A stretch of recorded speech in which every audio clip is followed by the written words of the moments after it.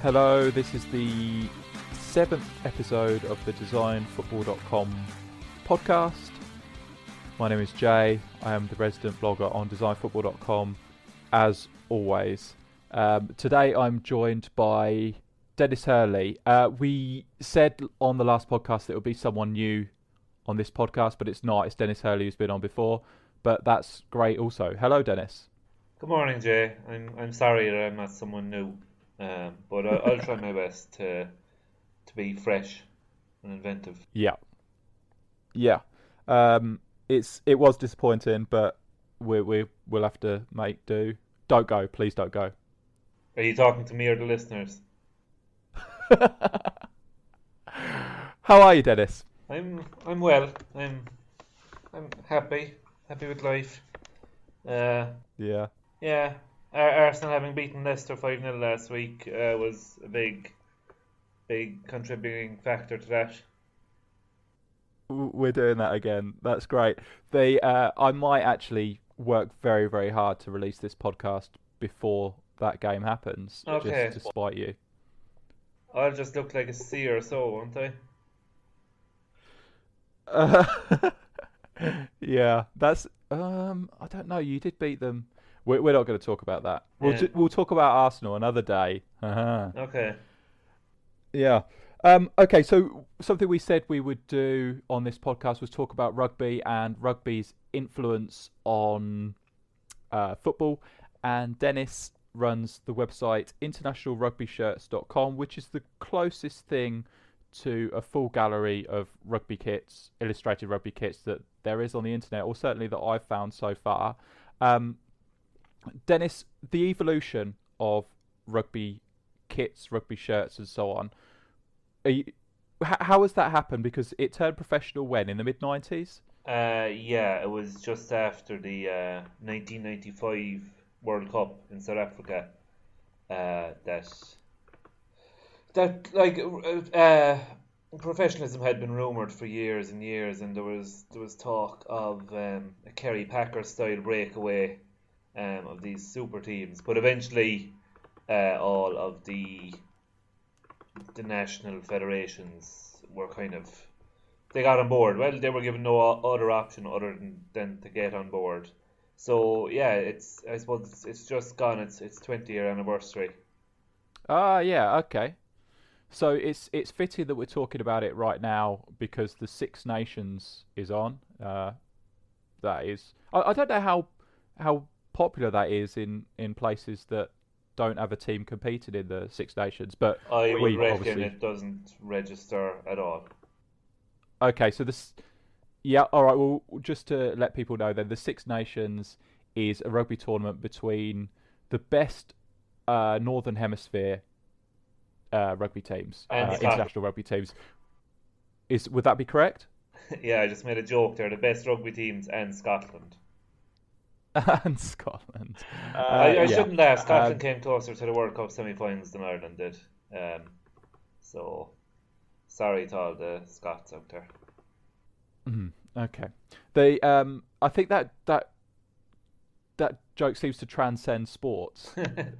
Yeah, well, it's just the way it's gone, really, isn't it? Like, it's the home of golf, and there's no real great Scottish golfers anymore. And, well, I suppose in fairness, Andy Murray is at the top of his sport, but it seems like a small payback. Like, they should have really beaten Ireland in the qualifying for Euro 2016, and they really just kind of blew their chance. And yeah, and the rugby hasn't been good for a while, but then they nearly beat Australia. So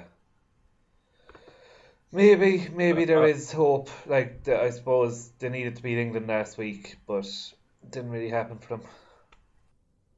Okay, I mean, I have absolutely no idea what you're talking about. I know nothing about rugby, but you should also be aware that Andy Murray is British rather than Scottish ever since he's started winning.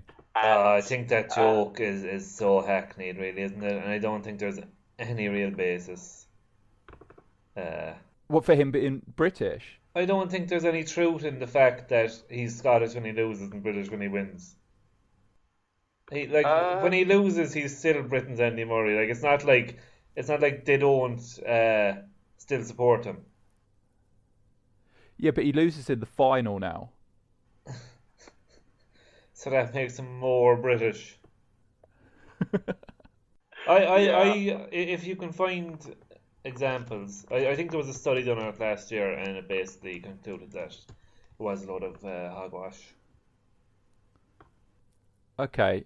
I think he became British when he did actually bow to the royal box, despite saying he wasn't going to. So maybe that's the line in the sand, I suppose. Okay, I'll take your word for that. Okay, so we should maybe talk about rugby a little bit. So the 20th anniversary of rugby becoming professional, also the Six Nations. Six Nations, Google it if you don't know what the Six Nations is, but it's a big rugby tournament in the Northern Hemisphere, but all the Northern Hemisphere teams are rubbish anyway, so you probably better watching the Tri Nations or something. What's it called in the Southern Hemisphere? It's rather haughtily called the Rugby Championship ever since they let Argentina into it. Oh, of course. There is now, and they're not bad either. They used to be rubbish, but now they're quite good. But the Rugby Championship is, I with golf it's okay because the Open Championship was the first, the original and best. But this is just a real kind of up yours to the Six Nations, I think. The Rugby Championship. Yeah, but they are better. So there is some basis for saying that they are all better. Didn't Argentina knock Ireland out of the Rugby World Cup? They did, yeah. All the four Okay. semi-finalists were the four teams in the Rugby Championship. Okay. Mm. Well, there you go. There's the argument for. And also, just a point you made there, Scotland did beat Ireland in the run up to Euro I 2016. meant finish ahead of them in the group. Yeah, but we shouldn't forget the actual in a match and on aggregate also, I believe. Yeah, that's correct, but are we saying that Chelsea were a better team than Manchester United in 93-94 because they beat them 1-0 twice? Okay. Leaving aside the FA Cup final, of course, which Man United won 4-0. Okay. The rugby then. So 20 years since it went professional. Now, when it went professional in 1995, there was a big difference between what a football kit looked like at that time and a rugby kit. What sort of, in terms of years, how far behind would you say rugby kits were at that point behind football kits? I assume they were behind. Yeah, I suppose you'd say maybe about 40 years, so if you're putting years on it, because they were wearing what are known universally as rugby shirts, with the kind of shirt-like collar and the cottony kind of material, which football teams were wearing in the 50s before um, before evolving to the round neck and further on then to polyester and various other changes like that. So yeah, it probably was about 40 years of a difference, which seems incredible when you think of it. Okay, so we're saying 40 years behind in 1995 when the transition happened from the amateur game into the professional game. Yeah, That seems a huge amount to be able to catch up, but since then they do seem to have caught up. Would that be right? yeah. Well, I suppose I don't know. Would you be comparing the two of them really because they are very different types of games, so they need different different performance equipment. But certainly the rugby kit has evolved hugely from the mid 90s. If you compared two pictures, they're worlds apart really. Like the jerseys used to be very baggy, with floppy collars, and now they're skin tight, practically sprayed on. Um, and the main reason I presume is to prevent opposition players grabbing any part of the kit to try and stop a player carrying the ball, which is why they got rid of the collars first of all, and then just kind of limited any area in the shirt that could be grabbed hold of. Now, I did read somewhere that when they started playing in like the 1870s, they used to wear a shirt with a bow tie and walking boots. Now, obviously, this evolved, even in the amateur game, it evolved on somewhat from that. And in football, it's only really that Spanish team that still wears bow ties. So I think since they've gone professional, I think they're maybe even ahead of football, because you say about skin tight kits. The first skin tight kit I remember being commented on for its functionality was, I think, maybe a rugby league team, Bradford Bulls or something. And I'm not sure which year it was, but the way I remember it, it was certainly something that had happened before football, say the Kappa combat range and so on. Certainly before that was held up to be an innovation in football. It was rugby had led the way. Yeah. I'm not sure of that now because I wouldn't have a huge interest in rugby league, but rugby league was, of course, professional all along. So maybe that might indicate why that was a bit further ahead than rugby union. Yeah, I suppose that would be the case. But even then, it seems like there's a level of intelligence in both games that either football doesn't have that intelligence, or for some reason football is holding on to some traditionalism. Because if you go back to rugby union, it's virtually all tradition has been dispensed with if you look at the kits now. So they're all right, they might be in similar colours, but so many sponsors and everything is very much geared towards performance on the pitch and advertising 15 different companies. Yeah. So that takes the game forward a lot quicker than, say, football does with its limitations. Yeah, I don't know what you say. It's more intelligence. Like with the money in football, you'd have to think that the manufacturers would have made whatever advances they could. You know, I don't think the manufacturers kind of have this big list of stuff in a cartel somewhere, and that they're saying, okay, we'll launch this in 5 years' time, and that'll improve things, and then the next thing in another 5 years. I just don't. I think with the large levels of physical contact in rugby, they need a different kind of kit. Whereas in football, the requirement isn't as pressing. If that makes sense? Yeah, are you saying you don't think that there's a deliberate drip feeding or staggering of these releases, or You just think it. I don't think there is. Like, if you were the team who lost the Champions League final because of something like that, and you found out, oh, the manufacturers aren't going to introduce that until 2 years' time, you know, would you take a court case against that? I don't know. Given the levels of money you involved, you wouldn't find out about it though, would you? I don't think. You wouldn't. I wouldn't have thought you'd find out, would you? Don't they work very closely with their technical suppliers? Yeah, but the technical supplier will tell them exactly what they want to tell them. So, I mean, these meetings mean nothing. If you've got whoever the president is at the minute of Real Madrid, and he's talking to like someone from Adidas, I mean, they could tell him anything. He's not going to understand anything, is he? I don't think. Well, the managers for the biggest clubs, the managers change so often. They probably don't sit in on those meetings. They're probably just given the kit at the beginning of the season, and they have to work with it. Yeah. So anyone higher than that, a technical director, are they even going to care? Yeah, but where would the motivation be to hold stuff back? Could they not just have the kit at the state of the art level now, and then just improve on that in a few years? All right. Well, as an example, then, how long have rugby been using the technology of whatever they are, the heart sensors and all that kind of stuff. So England in the World Cup had stuff like that, didn't they? How did they get on with the aid of all that stuff?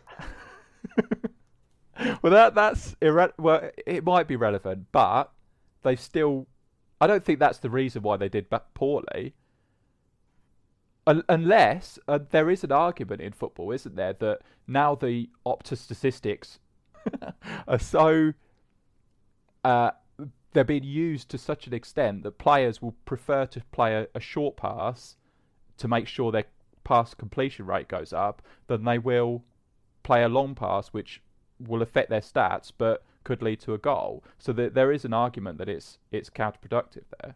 Yeah, but that's because some players are idiots. I think the bigger clubs use better metrics, don't they? I think I remember reading that in was it the numbers game, or else was it living on the volcano? That you can't just look at passes completed. Like the top clubs definitely don't have such a narrow view of it. All right, to use the technology element again, then in the 2003 World Cup, Clive Woodward and what he did with England, then, if we're going to beat England with that stick, what they did with technology and the analysing the sports science and all this kind of stuff seemed ahead of football at the time. Yeah, and it was also ahead of every other rugby team at the time, yeah. Except France, I suppose, because they had the same kind of kit at that World Cup. But at the same time, England probably wouldn't have won that World Cup without Johnny Wilkinson, and that's outside of technology. Well, I'm not.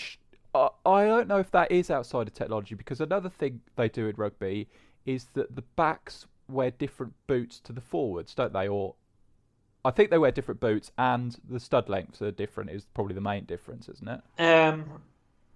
I'm not sure if the different boots thing happens as much as it used to. Just give me 1 second. But what did Wilkinson wear in that World Cup? Did he wear Predators? Predators, I'd imagine, yeah. But so it said the football ones. Yeah, they weren't specially for rugby. No, in the old days, a lot of players would wear very kind of high top boots with ankle supports. But I reckon a lot of that was kind of placebo stuff, because I'm just looking at a picture here now of Cian Healy, an Ireland prop, and he is wearing fairly normal football boots. So what they wore in the old days, clearly they didn't develop that technology further because it didn't give the performance increases they were looking for. But I suppose that's an argument against what I'm saying about rugby being ahead. That because I've heard of Cian Healy, so for him not to have like a specific boot contract and be provided with the top of the range rugby specific boot, if not his own signature boot, that seems a little bit surprising. No, but my point is that he probably does have a boot contract, but he's wearing football boots rather than special rugby boots. But even then, why is there not a specific? Because surely what he does has got to be different to what a professional footballer does. So what his needs are have got to be different to that. So why is the best boot for him a football boot and not a specifically designed rugby boot? Probably because the boot manufacturers wouldn't get enough out of it, out of developing a special boot, and in terms of sales, which is what it comes down to, really. Yeah, it's something we mentioned before that it's market driven before it is actually catering for the needs of the sports person, I suppose. Yeah. I wrote a piece on this about it was 8 years ago now, about comparisons between rugby and football and the shirt styles, and I said something. I said the basic and unchanging principles of the design are still the priority, and I think I was referring to the New Zealand All Blacks shirt. Is that still the case, would you say, in 2016? Are they instantly recognisable, or are they poles apart from say even the 87 team that won the World Cup? Are the players instantly recognisable? or No, the shirts. instantly recognisable as an All Black shirt? Yeah. Well, the fact that it's black and it has a silver fern would mark it out as instantly recognisable. Yeah. Have I misunderstood the question? No, I understand the point you're making, but what I mean is, we've seen a gradual evolution from, say, 1987. So the World Cup is bookended by New Zealand teams winning it. Yeah. So we've seen an evolution, and which incorporates professionalism coming into it. Yeah. Between 87 and now 2015, when the last World Cup was. Yeah. Obviously the shirt has gradually changed, but if you were presented in 1987 with the current All Black shirt, would you be appalled by it, or would it be acceptable even then? It would look futuristic, but would you say, okay, well, this is okay as an All Black shirt? It's a tough one to answer. But I don't think they'd be appalled by it, because it is still, there's no doubting what it is on first glance. It's like saying, go back to 1987 and show Brazilian people the current Brazil shirt. It's still, it is what it is. Like, there's no confusing it. Yeah, I know. I mean, but Brazil were rubbish. That 87 Brazil shirt was made by Topper or something. Yeah, but Brazil are rubbish now too. Well, nothing changes. That's not something we can. That's not our conclusion today. That everything stays the same. Okay, so something that they do in rugby is, I think they have like textured shirts for the players. Is that right? They have a thing that's called grip tape, which helps them hold the ball better, carry the ball, hold on to it. Okay, and so what is that? That's in the middle of the shirt, is it? Yeah, it's this kind of rubbery material, which kind of helps the ball stick better. So you'd wonder really about the legality of it, but everyone has it, so it seems to be okay. Okay, and so all teams basically have a version of this on the front of their shirt. Yeah, they do, yeah. And the manufacturers have started to play with it a little bit by, putting in little details on it, historical stuff, or just a team's insignia repeated over and over again. But you'll like this one now. Wasps, their grip tape is just double check to make sure I'm right. Their grip tape is a load of little Land Rover logos. Because they're sponsored by Land Rover. Really? Thanks. Does that what colour is that? Is that like a watermark? Does it look like, or? Yeah, kind of. Yeah, like it's the same colour as the shirt itself. Right. So from a distance, when you're watching on television, it's very hard to notice it. You'd only see it really close up. Okay, so let's say, and I don't know if they do have any sort of regulations regarding sponsorship at all, because they literally, I'm not sure whether literally is the right word, but they plaster the shirts with sponsors. So let's say there is a regulation, a limitation to how many sponsors you have on, that would bypass it, do you think? And it's not something we see in football, which we suggested on another podcast, that we could have sponsors as a watermark to bypass regulations, but it's not something we have, is it? Yeah, I don't know. It's a good question, really. Nobody would notice it, I suppose, enough for it to be viable, because you'd only see it very close up, and it's the same colour as the shirt. So I'm not sure there's any point in it. I suppose. Well, that's something we'll come on to in a second, because in rugby, just something I wanted to check. We talked about different boots maybe for forwards and backs, but you think probably they all wear football boots anyway. Yeah. But do they have different shirts? So if they have that grip stuff on the front, are there certain players that need that grip stuff more than other players on the team? Perhaps you'd say that forwards would, but then the backs carry the ball as well, so I don't think there's any literally material differences between what the backs and forwards wear. Like there would be in American football, where the players, the offensive and defensive linemen, who would be ready for the after the snap, who basically grapple with each other, they would have very tight jerseys with very short sleeves, whereas the quarterback would have a normal enough shirt with kind of baggy-ish sleeves, because it's not as much of an issue for him. But I think in American football there is a lot of allowance made for the individual's own preferences.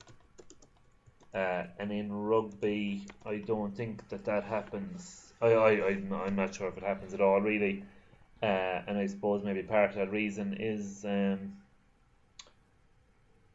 that in American football, a player has his own number for the year, and so it's his jersey. Whereas in rugby, it's 1 to 15, so might be a different guy wearing it the following week, and it mightn't suit him. Yeah, but the size and shape of players is generally determined by the number, isn't it, in rugby? To a degree, it would be, yeah. Because there's two things there. I can't believe that a back in football a back in rugby, because in football it's not as important because everyone's more or less the same shape and weight and everything, all more or less the same. Certainly, proportionally speaking.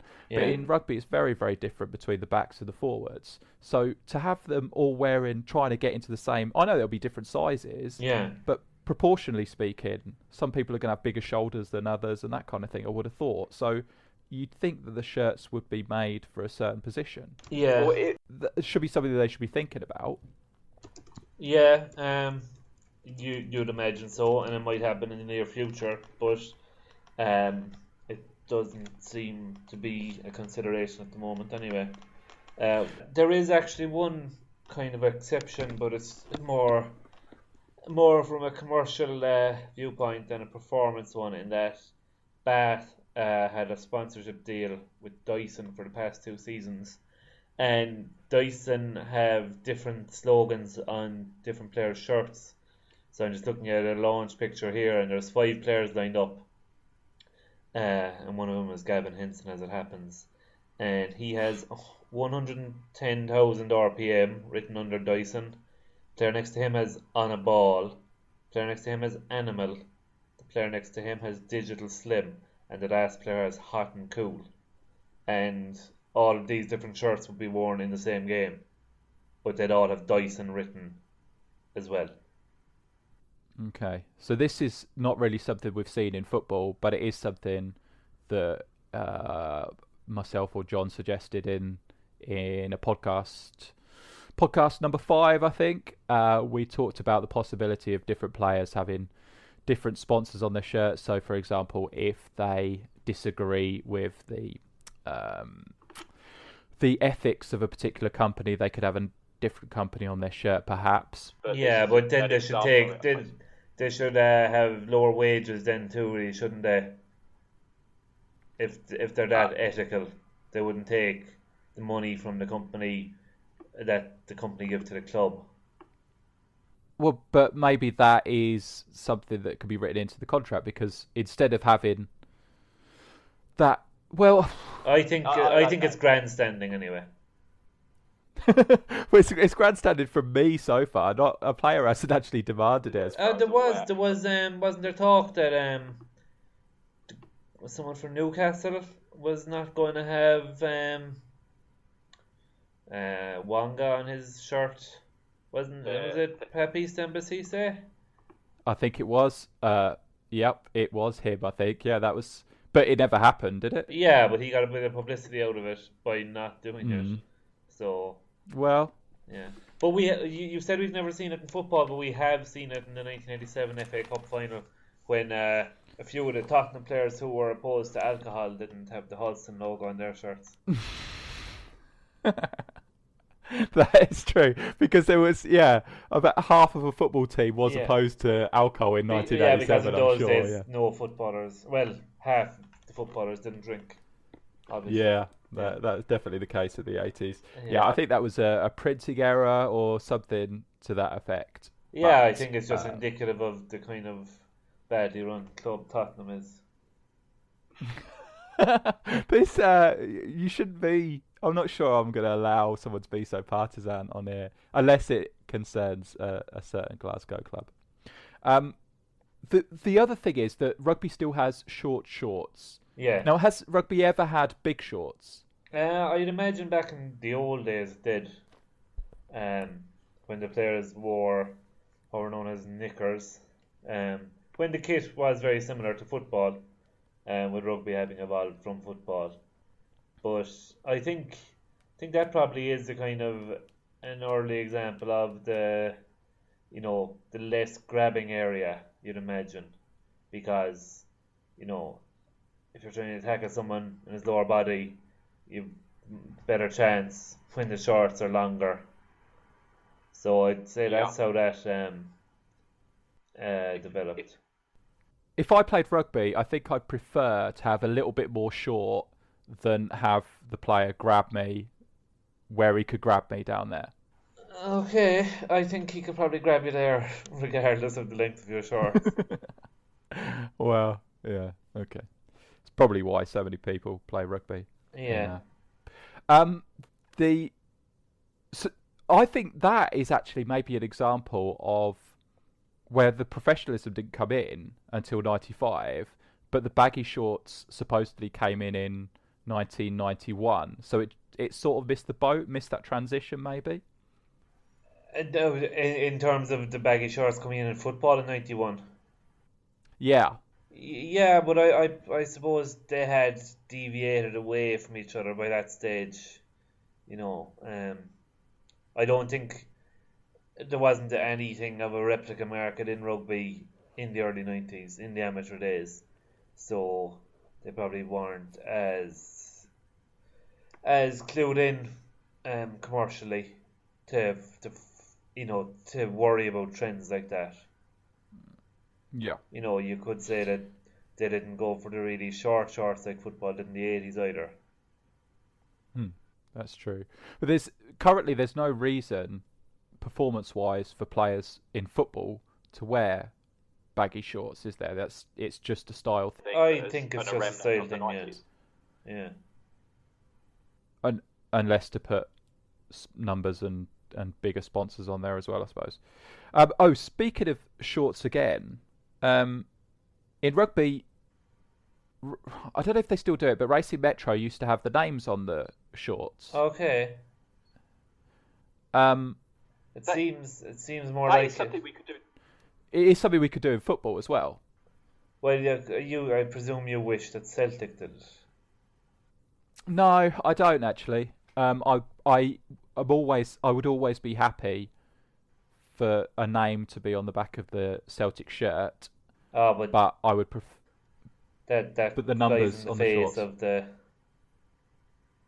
like, a name is where it is because it's over the number. The name is fitted around the number. And you're still breaking the sanctity of the hoops if you put a name on it. All right. There's two things there. In rugby, this is the thing. Isn't there something that happened with the league, the Football League in the early 90s, where they were going to do something like this? Apparently so, yeah. That they were going to have squad numbers. But the numbers on the shorts would be 2 to 11. So, and then the shirts were going to have a squad number, so they would Yeah, I So, think so. But it didn't. It didn't happen. It was discussed in the summer of '94, but didn't get enough votes. Clearly. so there's two options here, and maybe one way works well for rugby and one way works well for football. Is that you could have shirts with the names on it, and then the player keeps the shirt the whole season, and then the shorts have a number on them, and that changes game to game because then it could go back to your 1 to 11 system, couldn't it? Yeah, you could. I thought for a while that that's what some Premiership clubs did, rugby Premiership clubs, um, as opposed to the Premier League in football, which a load of people still call the Premiership 8 years later.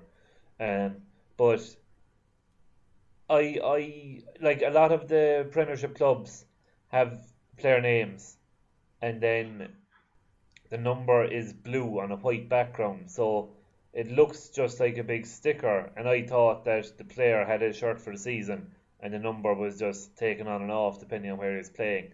But apparently, it's just a sponsorship thing that it's blue and white on every team shirt. Oh, okay. But that's a terrible thing about rugby, and that is something where they're behind football in the clashes element, and Yeah, having a white patch on the back of every shirt is horrendous. It yeah. causes terrible Especially seeing as confusion. so much of the game is, you know, rucks and mauls where you can only see the players' backs anyway. But it's only the English Yeah, clubs, I hasten to add. yeah. But especially with all the sponsors as well, it just looks like a mess. Yeah, But that's hmm, just the way it is. In the Pro 12, well, I'm not sure if it's the case with every team in the Pro 12, but the Irish teams only have one sponsor each anyway. Um, they don't have the kind of mishmash that the English clubs do. okay. Leinster and Munster Yeah. make an exception one game each season where they're both sponsored by Bank of Ireland, and Bank of Ireland run a kind of a competition for small or medium enterprises to have their name on the shirt for one game. Ah, okay. So small and medium enterprises that bank through the Bank of Ireland. I'm not sure if that's a condition, but it would make sense, I suppose, from Bank of Ireland's point of view. Yeah. Hmm. Okay. Something else that's close to my heart when it comes to rugby is that I don't know who made them. I think it maybe is Canterbury, but the big thing for me is that base layers in football do not represent what the long sleeve shirt would look like all the time. So Blackburn is the main example that Blackburn will either wear a blue base layer or a white base layer. I think it's white base layer most of the time. And then obviously one of their sleeves is blue. So it looks a little bit stupid on that sleeve. Um, in rugby, they do extend the pattern of the shirt, whatever it is. And in rugby, it's more likely to be patterned than it is in football. Um, Leicester Tigers have tiger stripes in green and red and white or something, They don't have and that their kit base layers. anymore. That was a few years ago. Yeah, no, it's not current. I know, but they did have a tiger stripes kit, Yeah, and the base layer echoed that. I mean, it more than echoed it. it It was the looked like a same. long sleeve Yeah, shirt because it just continued it. yeah. But what? Why are they ahead? Why is it's a simple rule that the base layer But I should don't think reflect it's the a look of rule the in long rugby. sleeve I think shirt. that was Canterbury um, just pioneering something. I don't think it's a rule at all. Well, it's a rule in football, Yeah, but it's not a rule in rugby that the base layer has to have the same design. but that's even worse maybe for football then. That they did something But that was innovative, but why hasn't been done in football when it's required? I don't know. You'll have to ask a football kit designer. Well, now you tell me. Um, I would have thought it that, would have occurred to you. well, it should have occurred to me, but I didn't want to go there. But I have to in this because it's such a great example of something which is glaringly obvious being done because it's the right thing to do, but in football we don't do it. Yeah, I well, don't. but rugby players don't wear. base layers to the extent football players do anyway. Well, I looked for some pictures of this, and it didn't take me very long. Once I'd seen that the base layer existed, I looked for pictures of it, and it didn't take me long to find pictures, but it took me a long time to work out that it was actually a base layer being worn and not a long-sleeved shirt, because it was so good. What did you search for? Well, I don't know, Leicester Tigers in that season, I suppose. Yeah, so you were looking for that. Yeah, but it didn't. I didn't have to sift through a lot of Leicester Tigers pictures from matches to find ones where the Leicester Tigers players were wearing those base layers. Maybe they But they were decided the to only wear base base layers layers that they could season have because they worn. were so good. What's that? That was the only base layer they could have worn. Yeah, but they were wearing base layers. You said that rugby players don't wear base layers. I said they don't wear them to the extent football players do. They're not as ubiquitous in rugby.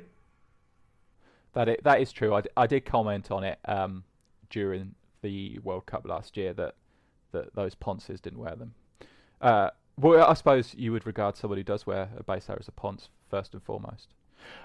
Which brings me on to the retailing of this kind of stuff. Now in rugby, something that happens in football as well, but in rugby they seem to have really grasped it a lot better, is the concept of two versions of the shirts, one for a supporter and one which is what the players wear, but the supporter can also buy if they want to. Now, how long has this been going on for? Since 2003. Since England and Nike developed the skin tight shirt for that World Cup, and the players' kit changed in a notable way.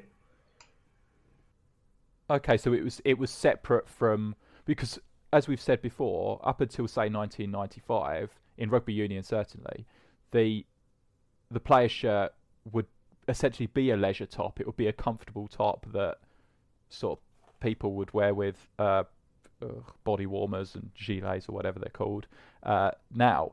So in 2003, obviously things changed. Like we said with Clive Woodward, the shirts were more important.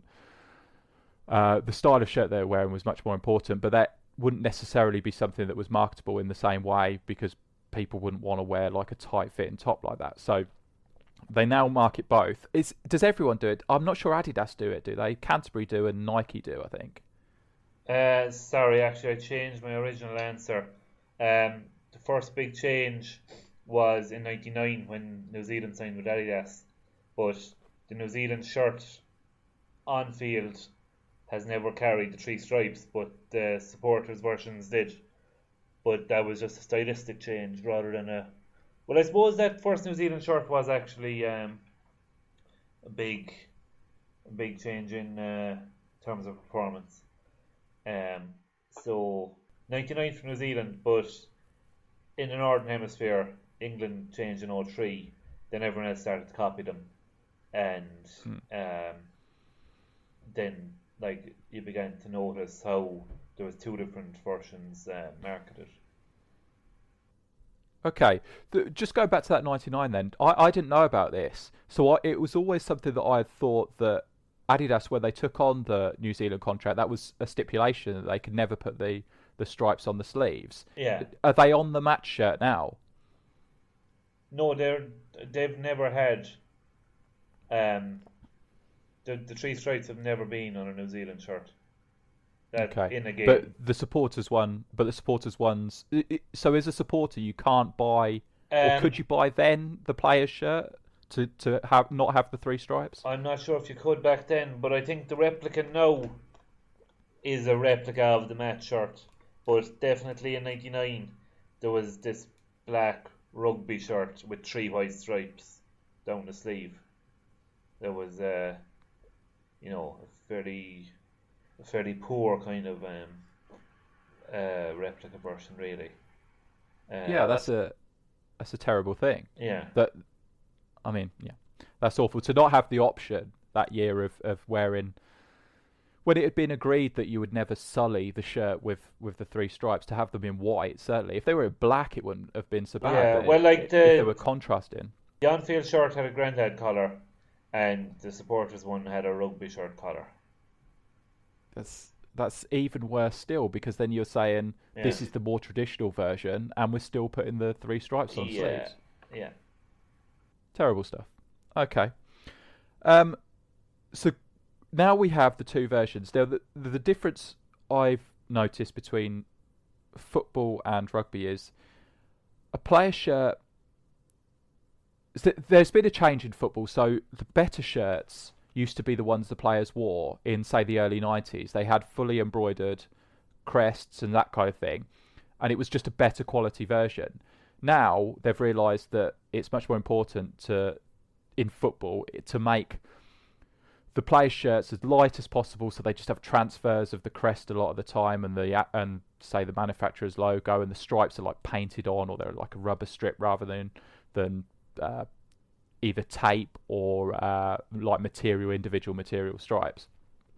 So that's the way it's gone in football. And if you actually look at the player shirts, a lot of people like to collect them, but they're not going to go through the wash too well, and they just don't look as good close up because they don't need to. All they need to be viewed as is on television, and all right, even if you've got HD, it's not really going to show up that the crest isn't embroidered or isn't stitched on, that kind of thing. Yeah. But in rugby, there seems to be a different approach to it. So the England shirt, the Canterbury England shirt for the World Cup, is the player shirt is fantastic, and the supporter shirt is great.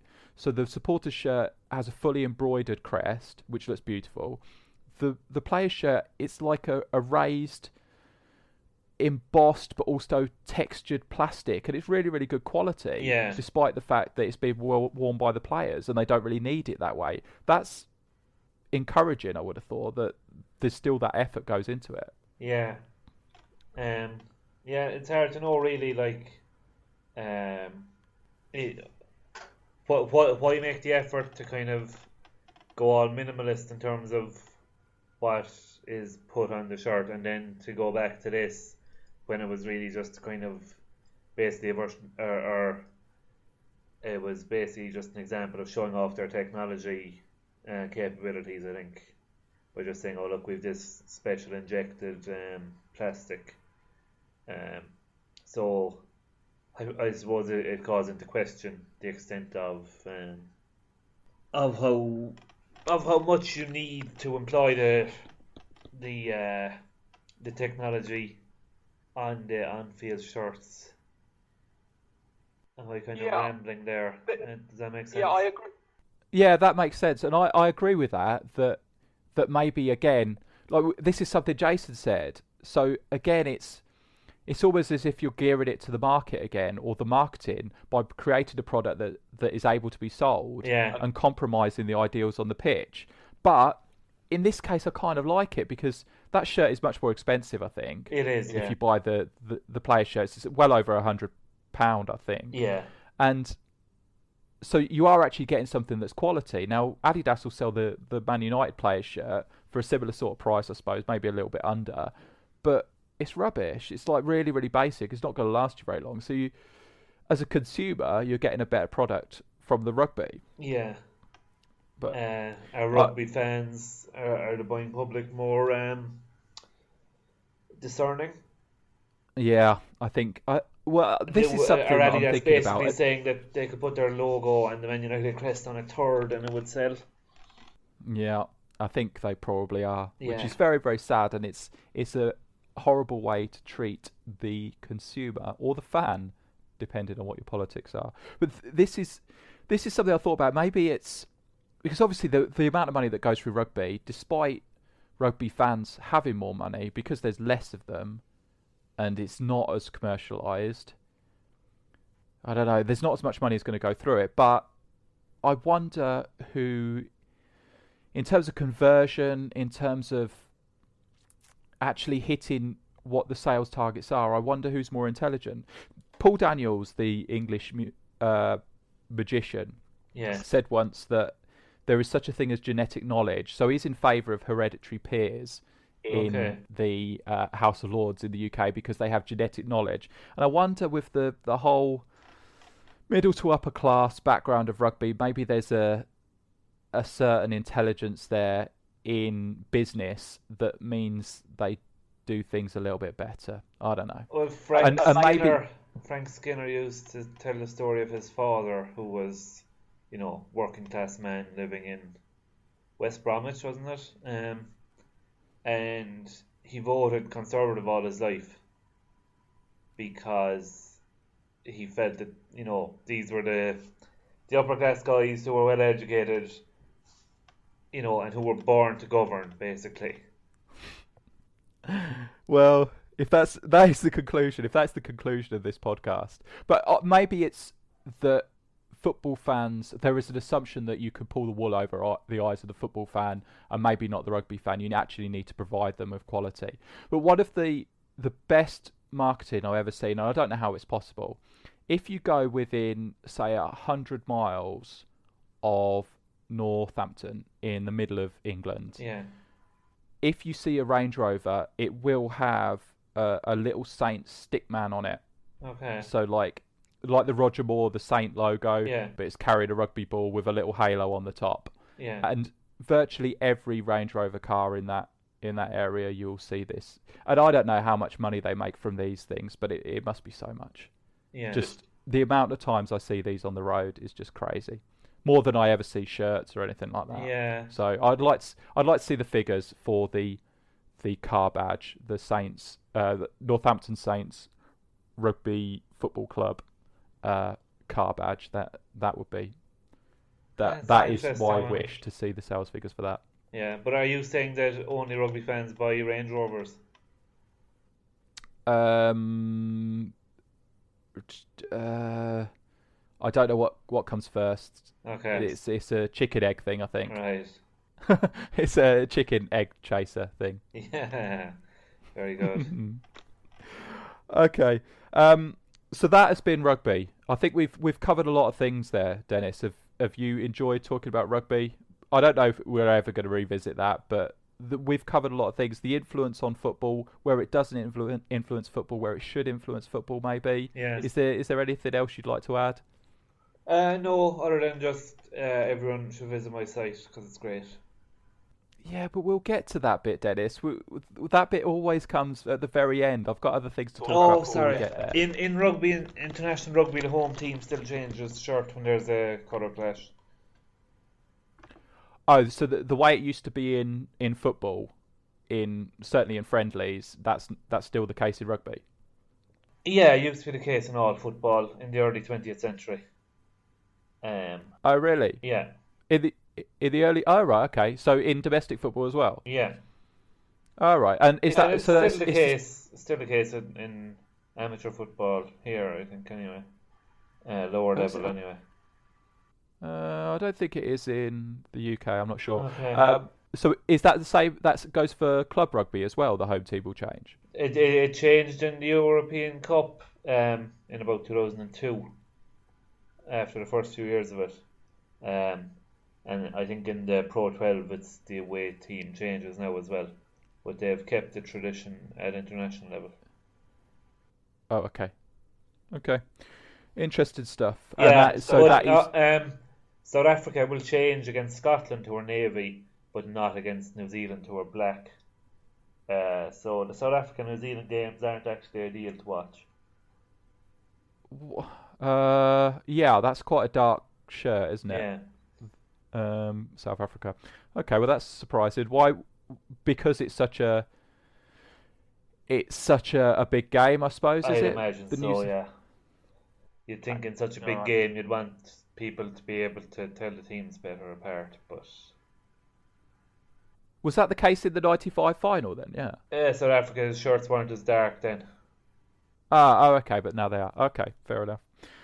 All right. Okay, so that is rugby. We've covered rugby. I think there are still things to think about there, whether it's ahead of football or behind football, or whether football can learn from it, or whether rugby can learn from football. But we'll see how the next few years come. Yeah, the technology thing is the thing. Rugby seems to be ahead in that way, and for whatever reason, football's lagging behind there, and it is lagging now. It should be more involved in it. There's too much money in it for them not to be taking proper tracking information and heart rate information during games to find out, because you could be basing your substitutions at the beginning of the game. You should be basing your substitutions based on the fitness of the players during the game, and you should know that from previous games, and they don't seem to. I don't think they will do from distance covered over different sections of the match, but I in, suppose, in but rugby you can bring on all 8 subs, whereas in football you can only bring on 3 from 7. So the substitutions in football are far more dependent on how the game is going, whereas they're almost pre-planned in rugby. Which I think has a link with the increasing number of concussions, but that is definitely a discussion for another day. Okay. Yeah. All right. Yeah, we will discuss that another day, maybe. Or you meant not with me, with someone more intelligent? I didn't imply anything. Okay, so that is rugby done. Now, we have some corrections and retractions to make from things that were said in previous podcasts. In podcast number 5, I said to John Devlin said that England didn't have the Admiral logo in the 1982 World Cup because they thought they weren't allowed it, and then it turned out that they were allowed it. I told him he was wrong. It was the 1980 European Championships as that was the case. We were kind of both right and wrong. Would you agree with that, Dennis? Yeah. Okay. Because England in the 1980 European Championships did not wear the Admiral logo on their shirts. In the 1982 World Cup, they didn't wear the Admiral logo in the first game against France, but then in subsequent games, they did. It did return to the shirts. So we were kind of both right, but I shouldn't have told John he was wrong. Let's put it that way. The other thing we said is that in the 1984 European Cup final, Liverpool had the Umbro logos taped over. That is incorrect, isn't it, Dennis? Yeah, because it's 81, isn't it? It was the 81 European Cup final that it's since been pointed out to me by Shaky. So Shaky is a friend of the podcast. He said that in the 81 European Cup final, the Real Madrid president, I think it was the president, was moaning because Liverpool had the Umbro logo showing, so they were taped over when Real Madrid were wearing Adidas, and obviously they had the 3 stripes on the sleeves, so there was a lot more branding on the Real Madrid shirts than there was on the Liverpool shirts. But that's a little bit of an extra point on that. Any comments on that, Dennis? No, I'm just impressed by your attention to detail in terms of the clarifications. Yeah, it's important stuff. In the last podcast 6, which was with Jason Lee, I said that Manchester United do not have a bespoke kit this season.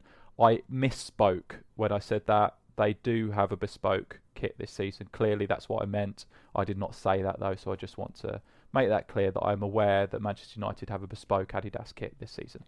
Well, they have 2, really, don't they? Well, they have 3, don't they? Would you say that the home and away are the same bespoke kit? But then I suppose the third is part of a template, isn't it? Yeah, okay. So the first, home and away shirt. Oh, sorry, you're saying the third is a template as well? Aren't all the Adidas third kits the same template with the jazzy shorts? Okay. I think you could still class it as a bespoke kit because of the colours. Maybe it's a grey area. It's a black and thermal orange area. Oh God. Okay, so that is those are the corrections. If there's anything else, just let us know. My name is Jay. I can be contacted on Twitter, J29ers. Design Football can be contacted on Twitter is Design Football. Designfootball.com on Facebook. Designfootball.com is the website. Dennis has some websites that I'll try and tell people about them, Dennis, if that's okay. Yeah, that's okay. Okay, Museum of Jerseys is I think it's changed, hasn't it? It's been updated. Yeah, it's been modernized. So museumofjerseys.com is a blog now, so you can visit there and you will have new stories on there as well. But you could also, that is also a portal to arrive at corkcitykits.com, prideofthejersey.com, internationalrugbyshirts.com, and what's the address for the squad numbers one? Squadnumbers.wordpress.com. Okay, all fantastic sites. Everyone should visit those. Museumofjerseys.com is on Facebook also, and Museum of Jerseys, is that the Twitter name? Yep. That is the Twitter name, so you can send your comments Dennis's way there. Thanks very much, Dennis. Did you enjoy talking about rugby? I did indeed. It's always a pleasure to be on the Best Football Kids podcast on the internet. Yeah, okay, we all know what he means by that. Okay, thanks very much, Dennis. Bye-bye. Bye.